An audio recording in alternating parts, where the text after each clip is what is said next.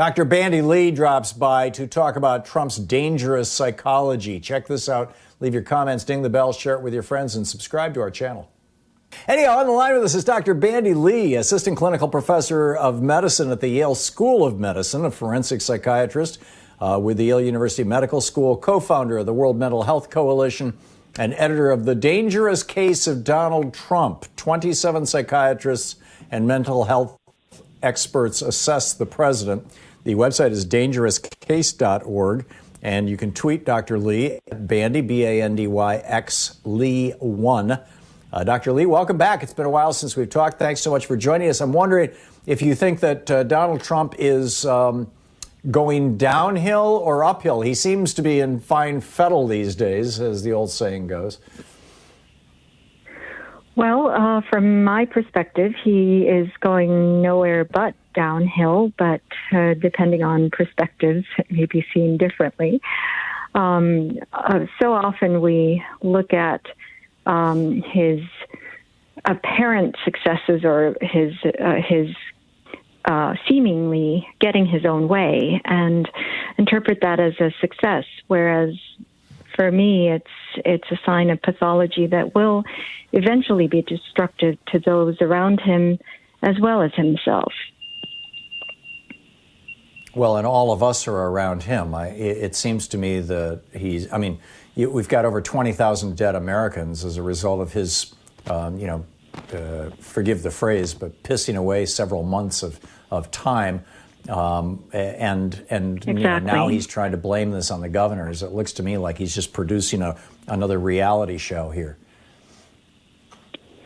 Well, those are the real serious dangers of this, and this is why, just as experts were warning against a viral pandemic as we are seeing now, as mental health experts, we had been warning against this because the signs of his mental pathology were pointing to a disastrous situation like this. And what was unusual was that there was no great crisis during the 3.5 years that he was president. And during his last year, we have gotten one of the greatest crises that we could be facing. Of course, it could have been contained to something much smaller, as has happened every few years. But unfortunately, we have him as president, so it's been magnified to the maximum possible. Crises provide politicians, even mediocre politicians, even incompetent politicians, it comes to mind, it provides them with a great opportunity. Rudy Giuliani, for example, over the objections of pretty much everybody, put his emergency for the city of New York, the Emergency Response Center, at the top of the World Trade Center a year after it had been bombed by the blind sheikh and had been targeted on numerous occasions. It was like the most stupid place in all of New York City to put your emergency response center. And yet he came out of that smelling like a rose. George W. Bush spent 9 months completely ignoring the warnings of Al Gore and Bill Clinton and his own people, Richard Clarke running around with his hair on fire inside Bush's White House.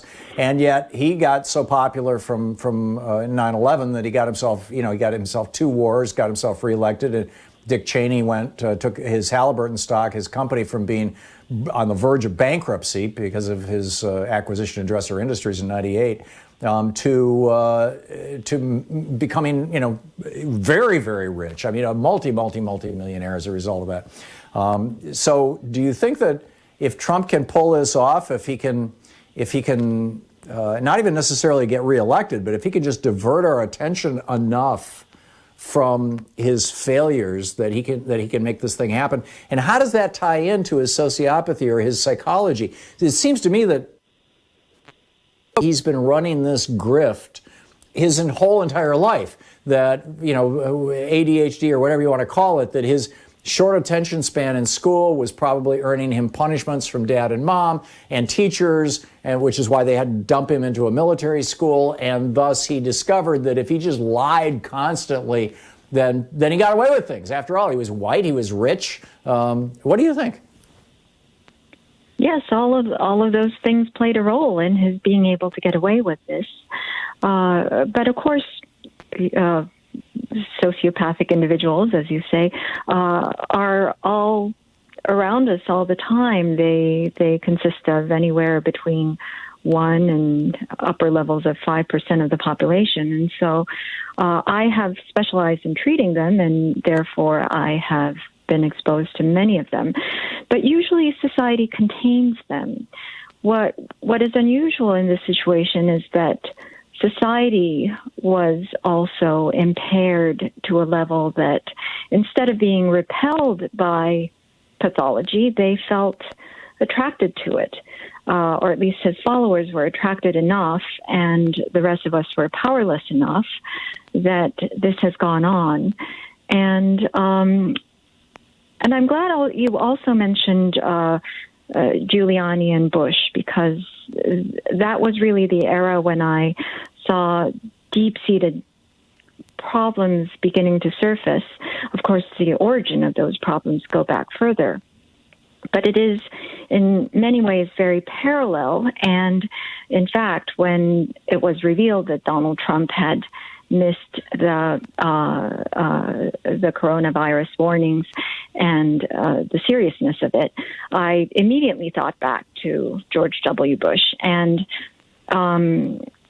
the fact that people were also not able to see through the lies that were being told and the deceptions that were being made during the time of George W. Bush, or even Rudy Giuliani, who just grabbed a situation that was already improving on its own and then claimed all credit for improving New York City and so on. But we are now seeing it at a level that's multifold worse.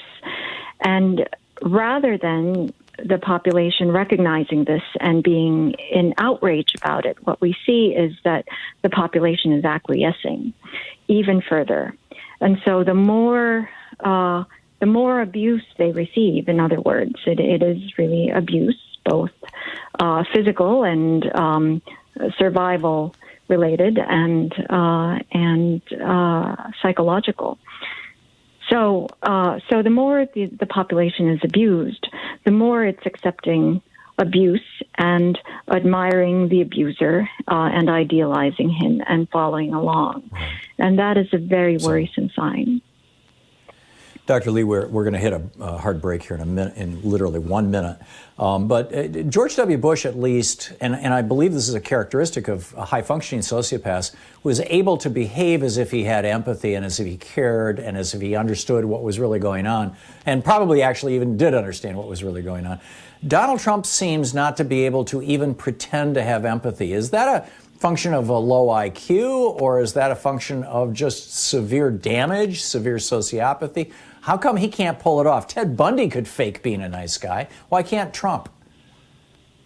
Well, he's finding less of a need to. He can do it when his survival absolutely depends on it.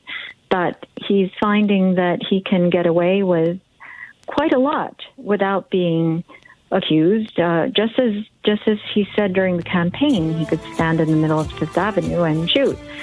And people will still approve of him. Yeah, and he did say that. And I think, we've got over 20,000 dead Americans now. He's shot more than one of us. Dr. Bandy Lee, the author of the book, The Dangerous Case of Donald Trump. Dangerouscase.org is the website. You can